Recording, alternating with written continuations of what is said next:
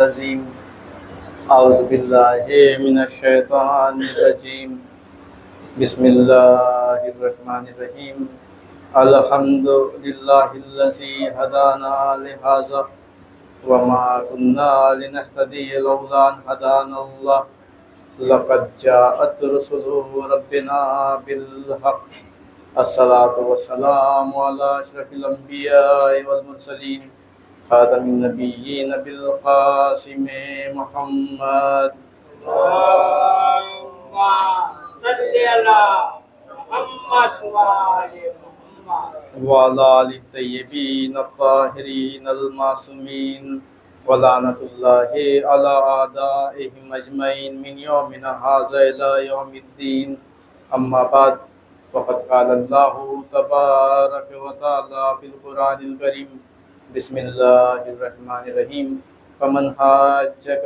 فیہ من بعد ما جاءک من العلم فقل تعالوا ندعو ابناءنا وابناءکم ونساءنا ونساءکم وانفسنا وانفسکم ثم نبتہل فنجعل لعنۃ اللہ علی الکاذبین. صلوات پڑھیں محمد. اللهم صل على محمد وآل عزیزان گرامی اور بزرگان قدر،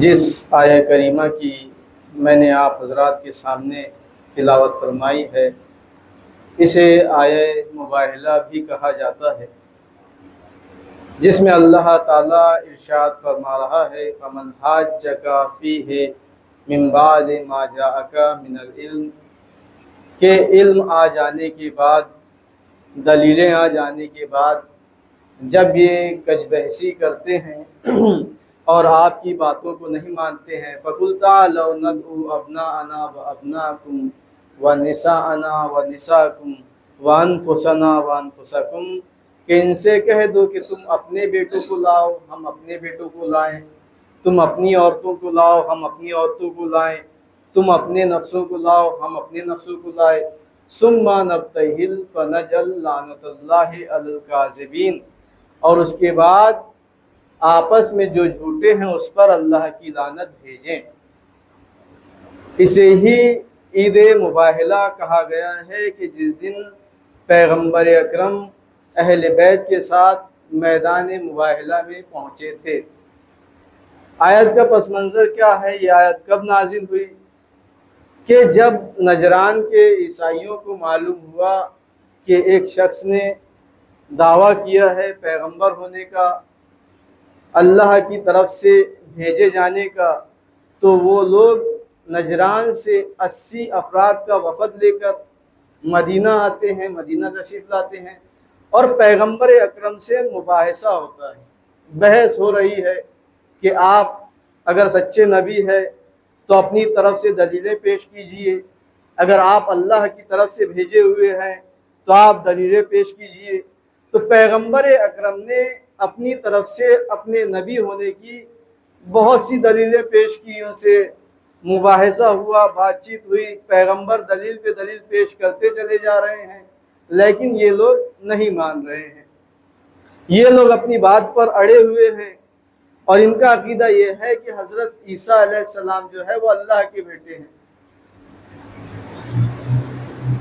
اور اپنے عقیدے سے یہ باز نہیں آ رہے ہیں. دعویٰ کرتے ہیں کہ ہم تو جناب عیسیٰ علیہ السلام کو ہی اللہ کا بیٹا مانیں گے، کیونکہ ان کا کوئی ہم تو اللہ کا ہی بیٹا مانیں گے کیونکہ ان کا کوئی باپ نہیں ہے، وہ بغیر باپ کے اس دنیا میں آئے ہیں، لہٰذا ان کا جو باپ ہے اللہ تعالیٰ ہے. اب یہ اپنی بات کو نہیں مان رہے ہیں تو اللہ تعالیٰ نے بھی اپنی طرف سے دلیلیں بھیجی، پیغمبر پر وہی نازل ہوئی کہ اگر تم انہیں حضرت عیسیٰ علیہ السلام کو اللہ کا بیٹا کہہ رہے ہو اور صرف اس لیے کہ ان کا کوئی باپ نہیں ہے، تو ان سے پہلے تو جناب آدم علیہ السلام ہیں جن کا تو نہ کوئی باپ ہے نہ کوئی ماں ہے. اگر تم باپ نہ ہونے کی بنا پر حضرت عیسیٰ علیہ السلام کو اللہ کا بیٹا کہہ رہے ہو تو ان سے پہلے تو جناب آدم علیہ السلام کو اللہ کا بیٹا ہو جانا چاہیے.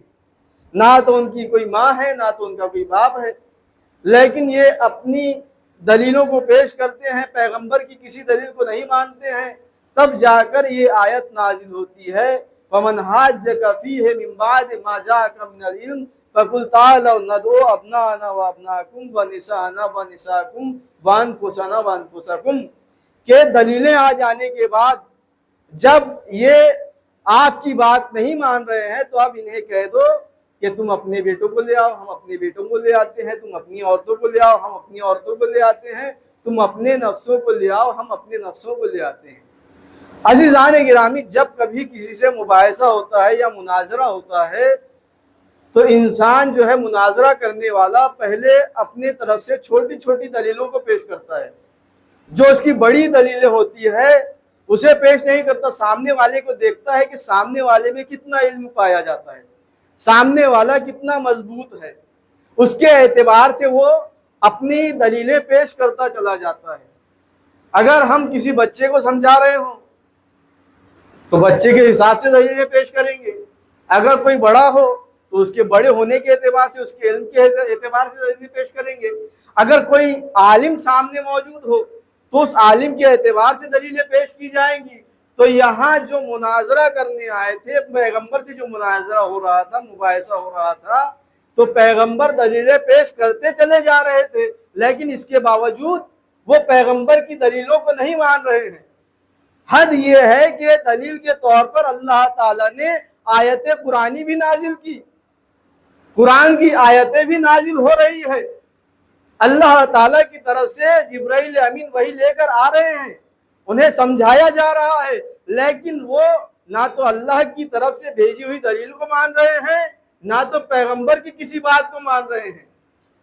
جب ہماری چھوٹی دلیلیں کام نہیں کرتی تو اب ہم بڑی دلیلوں کو پیش کرتے ہیں، ایسی دلیل کو پیش کرتے ہیں جن کا کوئی انکار نہیں کر پاتا، جن کا کوئی سامنے والے کے پاس جس کا جواب نہیں ہوتا، ایسی دلیل پھر پیش کی جاتی ہے۔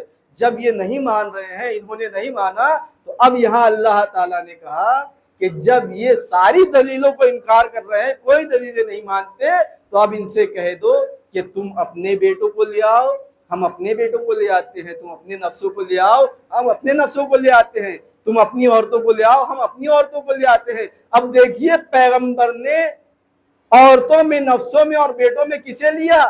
یہی پنجتن تھے جو میدان مباہلہ میں آئے ہیں، تو معلوم ہوا قرآن سے بڑی دلیل یہ اہل بیت ہے۔ صلوات پڑھیں محمد والے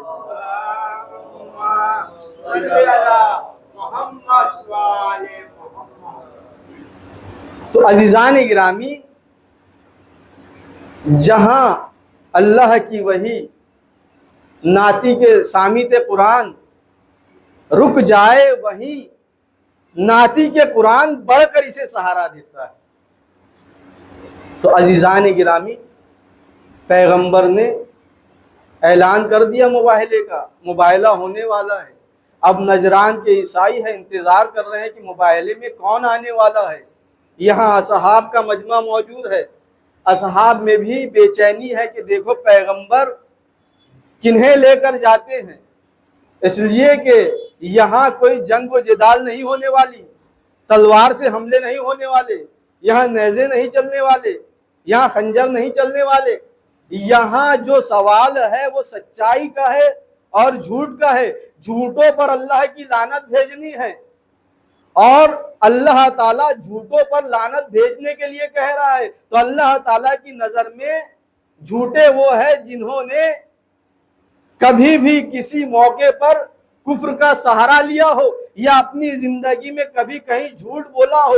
اگر ایسا جھوٹا بھی ہوگا تو اس پر بھی لعنت ہو جائے گی، اس لیے کہ اللہ تعالیٰ کہہ رہا مطلق طور پر کہ جھوٹوں پر اللہ کی لعنت ہونے والی ہے۔ تو اب کوئی بھی جھوٹا جس نے کبھی زندگی میں کسی جھوٹ کا سہارا لیا ہو وہ اس مباہلے میں شریک نہیں ہو سکتا۔ تو پیغمبر کو ایسے سچے چاہیے جو جھوٹوں پر واقعا لعنت بھیج سکے۔ تو ایسے سچے کون ہیں؟ ایسے صادق و امین کون ہیں جو جھوٹوں پر لعنت کر سکتے ہیں؟ یہ پنجتن کے علاوہ کوئی ہو نہیں سکتے، کہ جن میں جناب سیدہ ہے، وہ اگر کہہ دیتی ہے درزی کپڑے لے کر آئے گا تو آسمان سے فرشتے درزی بن کر آ جاتے ہیں۔ یہ وہ سچے ہیں۔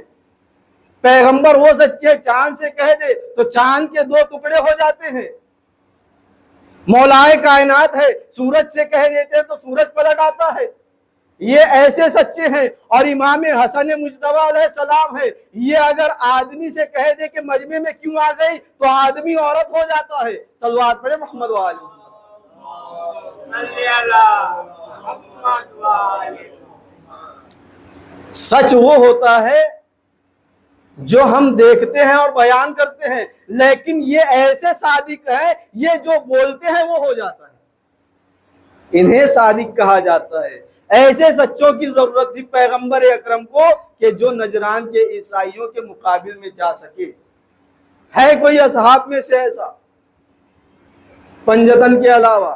تو عزیزان گرامی، اصحاب انتظار کر رہے تھے کہ پیغمبر آج ہمیں لے کر جائیں گے، پیغمبر آج ہمیں لے کر جائیں گے، پیغمبر آج ہمیں لے کر جائیں گے۔ لیکن پیغمبر اکرم جب اپنے گھر سے باہر نکلے ہیں تو اس انداز میں کہ انگلی پکڑے امام حسن مجتبی علیہ السلام ہے، گود میں امام حسین علیہ السلام ہے، آپ کے پیچھے آپ کی دختر نیک اختر جناب فاطمہ زہرا ہے، اور ان کے پیچھے مولائے کائنات ہے۔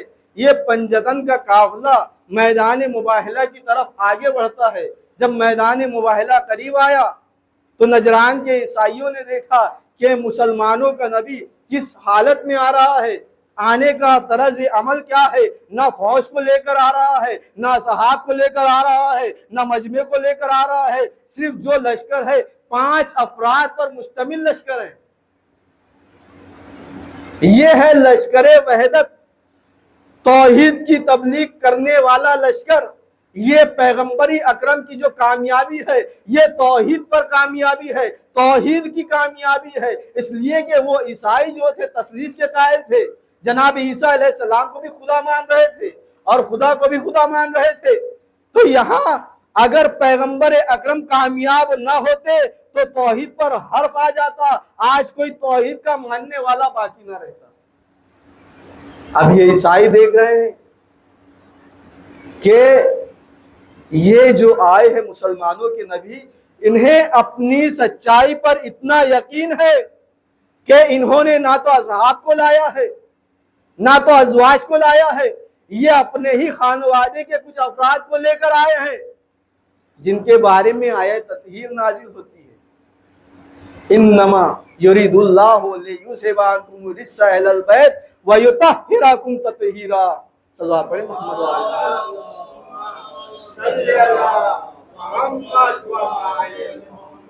یعنی یہ وہ افراد ہے جن کی عصمت کی گواہی قرآن نے دی ہے، جن کی عصمت کی ذمہ داری خدا نے لی ہے۔ ایسے افراد کو پیغمبر اکرم نے اپنے ساتھ لیا۔ اب یہ عیسائی دیکھتے ہیں کہ یہ 5 افراد پر مشتمل لشکر ہے، جا کر اپنے عالم سے کہتے ہیں کہ یہ تو صرف 5 افراد کو لے کر آئے ہیں، نہ تو کوئی مجمع ہے، نہ تو کوئی لوگ ہے، نہ تو کوئی فوج ہے، یہ مباہلہ کرنے آئے ہیں۔ اب جب ان کے عالم دین نے، عیسائیوں کے عالم نے دیکھا کہ پیغمبر اکرم تو صرف 5 افراد کو لے کر آئے ہیں، جن میں سے 4 کو وہ ہر روز دیکھا کرتے تھے۔ مسجد میں کون تھے؟ پیغمبر اکرم تنہا نہیں تھے، اصحاب بھی تھے اور مولائے کائنات بھی تھے، امام حسن بھی آتے تھے، امام حسین علیہ السلام بھی آتے تھے۔ ان 4 شخصیتوں کو یہ روزانہ دیکھ رہے ہیں، ملاحظہ کر رہے ہیں، لیکن ایک ایسی شخصیت تھی جن کی عصمت پردے میں موجود تھی، اب یہ بھی پنجتن کے ساتھ شامل ہے۔ جب یہ نور سیدہ پنجتن کے ساتھ شامل ہو کر آ گیا تو ان کی عظمت اور بڑھ گئی۔ اب جب ان کے عالم نے دیکھا تو اپنے عیسائیوں سے کہتا ہے کہ خبردار، ان سے مباہلہ نہ کرنا، ورنہ عیسائیوں کا وجود دنیا میں باقی نہیں رہے گا۔ اگر یہ پہاڑ سے کہہ دے تو پہاڑ اپنی جگہ سے ہٹ سکتا ہے، یعنی ان کی صداقت پر اسے بھی یقین ہو گیا کہ یہ ایسے سچے ہیں کہ اگر یہ پہاڑ سے کہہ دے تو پہاڑ اپنی جگہ سے ہٹ سکتا ہے۔ ہاں عزیزان گرامی، قرآن صامت کے بارے میں اللہ تعالیٰ ارشاد فرماتا ہے کہ اگر ہم اس قرآن کو پہاڑ پر نازل کرتے تو پہاڑ ریزہ ریزہ ہو جاتا۔ یہ قرآن صامت کی فضیلت ہے، اور یہ قرآن ناطق ہے ائمہ اہل بیت کہ اگر یہ پہاڑ سے کہہ دے تو پہاڑ اپنی جگہ سے ہٹ سکتا ہے۔ صلوات پڑھیں محمد والا۔ صلی اللہ محمد والے محمد۔ بس عزیزان گرامی، مباہلہ ہونے والا تھا لیکن ہوا نہیں۔ اگر مباہلہ ہو جاتا تو خود وہ عیسائی کہتے ہیں کہ عیسائیوں کا وجود دنیا میں باقی نہیں رہتا۔ آج کے جو عیسائی ہے انہیں ان عیسائیوں کا شکر گزار ہونا چاہیے کہ انہوں نے مباہلہ نہیں کیا، وَإِلَّا آج دنیا میں کوئی عیسائی باقی نہیں رہتا۔ یہ ہے پیغمبر کی صداقت، یہ ہے پیغمبر کی عصمت۔ وہاں ان لوگوں نے جزیہ دینا قبول کیا اور اپنی ہار کو مان لیا۔ وہیں سے اسی روز سے ہم یہ عید مباہلہ مناتے ہیں۔ یہ پیغمبر کی ائمہ اہل بیت کی پنجتن کی کامیابی کا دن ہے عید مباہلہ۔ ہم مباہلے میں پنجتن کی کامیابی کی خوشی مناتے ہیں کہ انہوں نے اپنی اس کامیابی کے ذریعے سے توحید کو بچایا ہے۔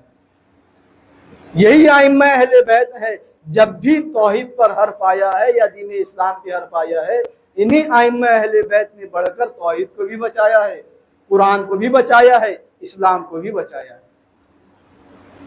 ہمیں ہر لمحہ، ہر ثانیہ ان کا شکر گزار ہونا چاہیے کہ ان کی عظمت، ان کی بلندی، ان کی قربانیوں کی وجہ سے ہی آج دین اسلام باقی ہے اور باقی رہے گا۔